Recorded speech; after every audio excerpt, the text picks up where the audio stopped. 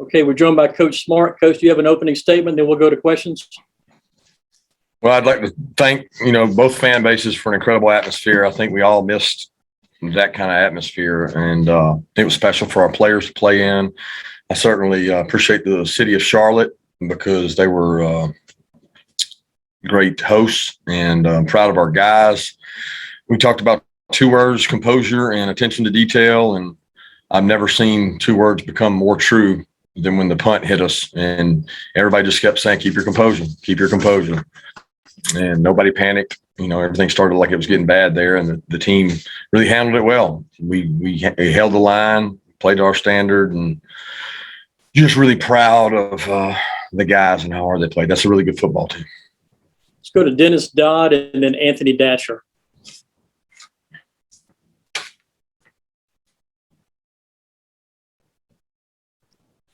Dennis, you're on mute, buddy.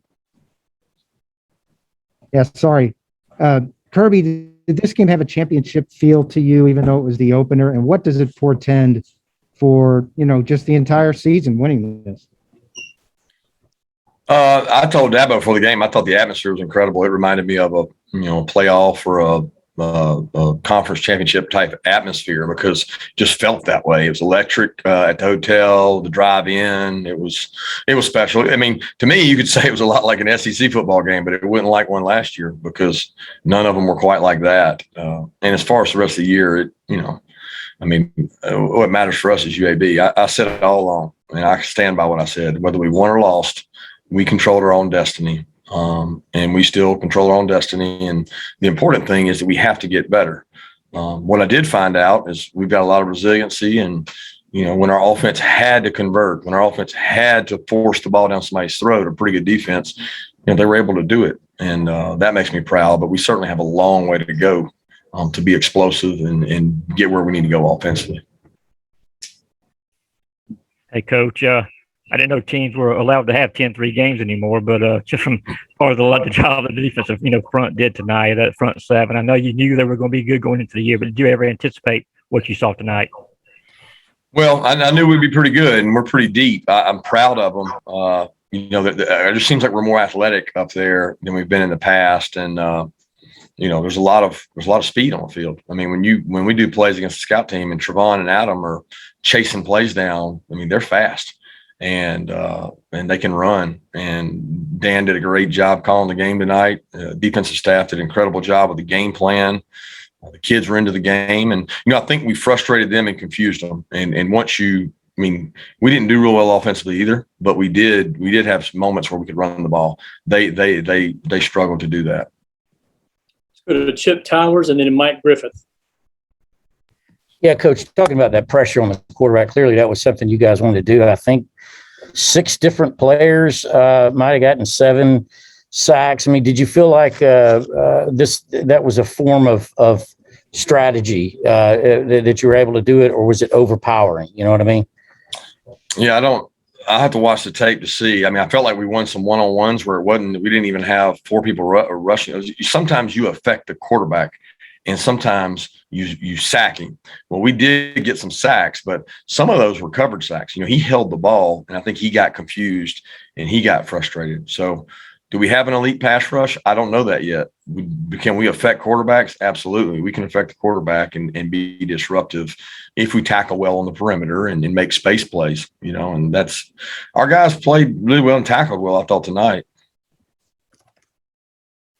Kirby, would you mind telling us some change-up things you did on defense? I know you play that match zone, as you call it. Was there a lot of that, or was it just disguising coverages?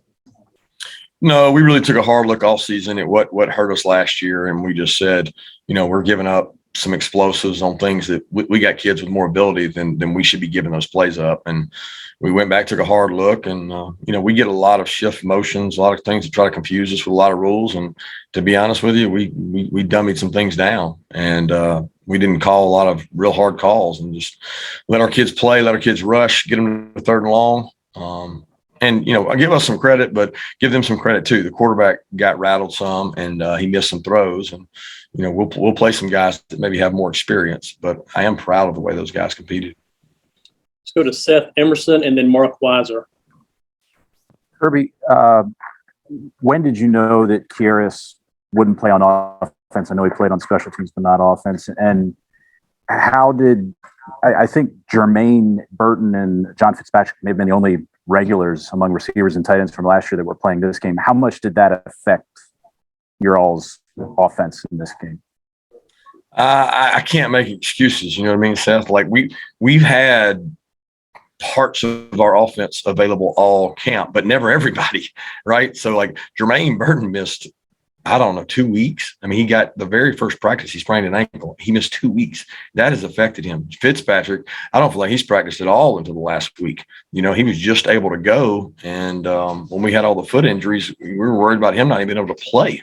So we're fortunate to get him in. Kieris we didn't know Kieris was going to be able to go or not. I mean, Kieris is cleared to go. He's just not himself yet. He would argue he's, 85, 90%. And we felt like he gave us the best chance on punt return in terms of confidence. And in this kind of game, this kind of atmosphere, we trusted his experience. But he's not 100% on punt return. So when you add all that up, it's just there's a lot of parts missing. But I'm not using that as a crutch or an excuse. We got good players out there.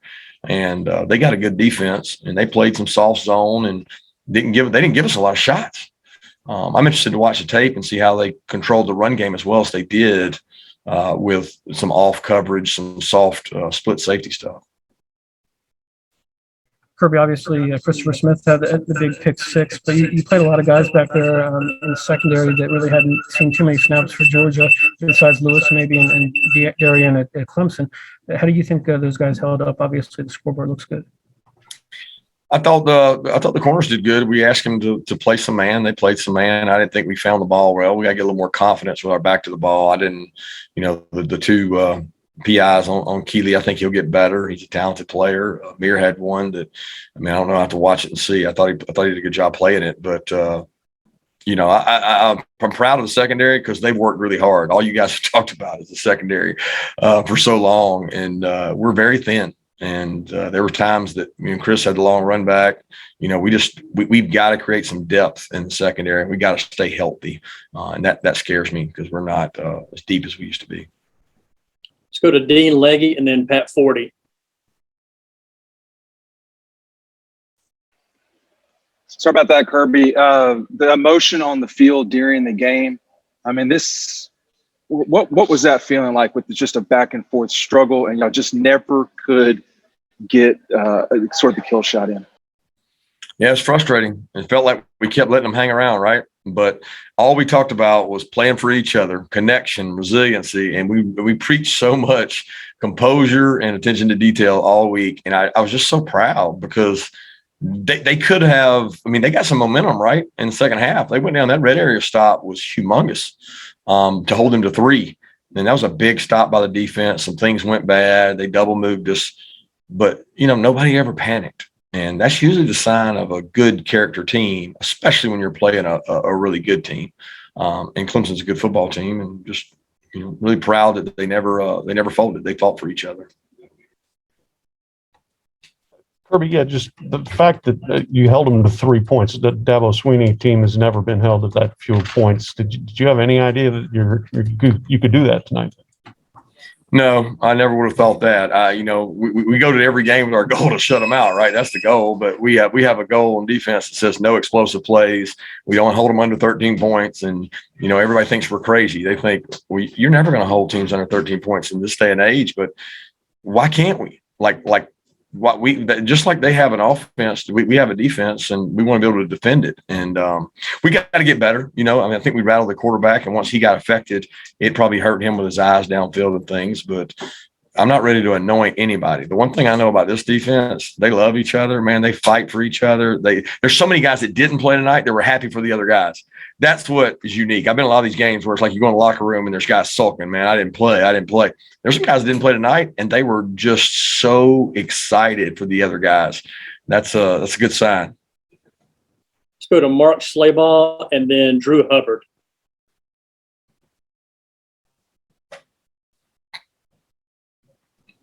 Mark, do you have a question? You're on mute, Mark. Okay, Drew Hubbard, go ahead. Hey, Kirby, JT just talked a lot about finding the check down and short passes. Was that something that you expected coming to this game, looking at Clemson's film? I don't know if I expected it. I thought they might play us a little different defensively, and young wideouts. I thought we'd see a lot of press and get up on us. And I thought we'd be able to take some shots. They didn't do that. They played a little bit softer and gave us some underneath stuff, and we just never could hit an explosive on them. I hate it because to be elite, we've got to hit some explosives, and we got to get to work on that. David Pascal and then Jeff Schultz.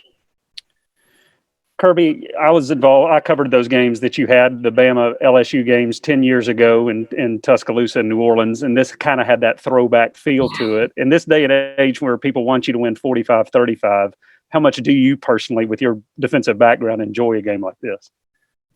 I enjoy winning. People got me mistaken. That game tonight was nothing like that game. They were in two-back, ISO, hitting linebackers. I mean, that was a spread, throw it out, motion, dink, throw a flare out. When we played Alabama LSU, it was headbutt time, and that was not that kind of game. Now, I agree with you. The score turned out that way in the back and forth. It was two elite defenses going at each other. But let's be honest, guys. In the start of a season, I've always felt defense is ahead of offense. When you go to the first scrimmage, defense is ahead of offense. It's that way probably across the country. I saw some games today. I saw one game 0-0 or whatever it was at half. I mean, they tend to create an identity and start figuring things out. And as the year goes on, defenses usually don't tackle as well and numbers go up. So right now, I think both Clemson and Georgia's defense are pretty good. Let's go to Jake Rowe.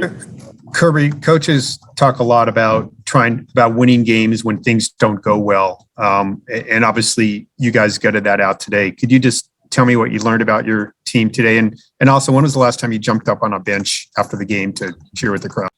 I was nervous about that jump, Jeff. I said, if I slip, this will be on every camera in America, and it'll be on ESPN top 10 or not top 10. I thought that went through my mind. But I was happy, and I felt like our fans didn't get the love they needed. Our players sprinted into the locker room, and I wanted to show them some attention with it. What was the first part, Jeff? I'm sorry. Getting out a win, what you learned about your team when things don't go well.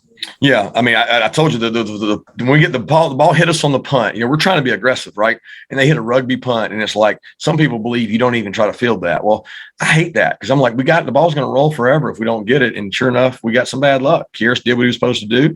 Kendall was blocking his tail off, and you get bad luck, and things don't go well. Offense didn't play perfect, right? Gave up some sacks, had some untimely penalties, but we did move the ball. We just weren't explosive, and we did not play our best, but we played a really good team.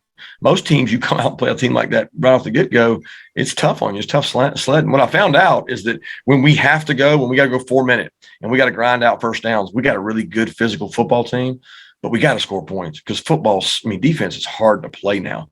Like you got to score points to win games, and we know that, and we've worked really hard on that, and we got to get better at that because we got to be able to score. All right, Jake Rook, go ahead. Kirby, I've asked you about this before, but you look around that defense and guys like Chris Smith, Amir Speed, Latavius Brini, even Jalen Johnson on offense. You got guys that go 2 or 3 years without really making huge contributions on their side of the ball. But then, they show up in a game like this. What does that say about your development and kind of how these guys stuck to it? Well, it says something about their character because they weren't guys that jumped in the portal and left. Brini could have easily done that. Speed could have easily done that. They were behind really good players. Jalen Johnson's a walk-on that earned a scholarship, and they're really good football players. And I'm proud of them because they have stuck it out. They love Georgia. They do it for each other. And, the development's great. Yeah, we've developed some good kids, and we've gotten them better. But the credit goes to them, not to us, for sticking it out and being loyal to each other. They do it for the brotherhood they have. Ivan Maisel, quickly, please. Yeah. Hey, Kirby. Were you counting on the atmosphere and the crowd to rattle their young quarterback? I won't say I was counting. I really didn't know what the atmosphere was going to be like. It was electric. But, I mean, their crowd, I don't know. You guys tell me. I thought their crowd matched our crowd because when they had momentum, man, I felt like it was a road game. And then when we had momentum, I felt like it was a home game. It was a really electric atmosphere, and I hoped our defense would rattle their quarterback was the hope. Thank you, Coach Smart. Congratulations and